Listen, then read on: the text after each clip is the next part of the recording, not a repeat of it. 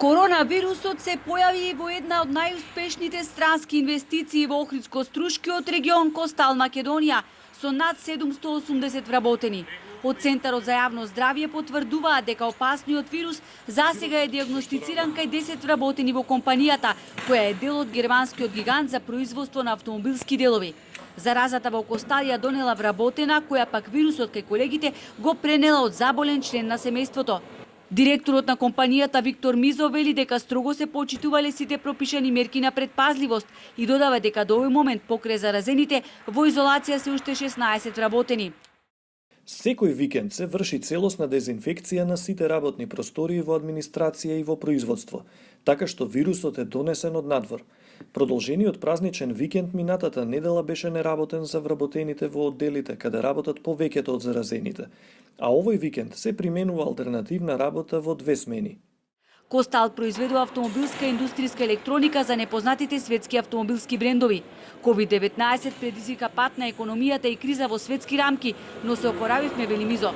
И да падне обемот на работа, имаме нови клиенти. Поради тоа очекуваме позитивен биланс во четвртиот квартал од ова и почетокот на првиот квартал од идната година.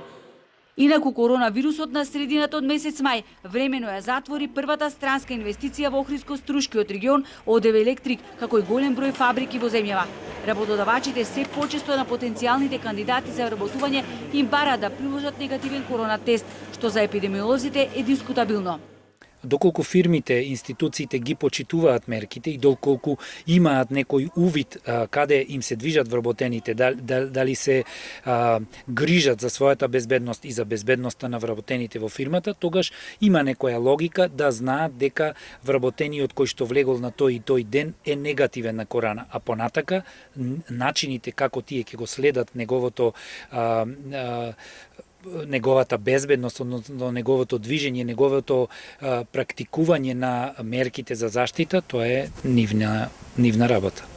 Во моментов, целосниот ефект од запирањето на економскиот живот воопшто не може да се процени. Велат експертите, само е јасно дека ова економска криза ќе биде многу посилна од сите досегашни економски кризи што ги имаме доживеано после Втората светска војна.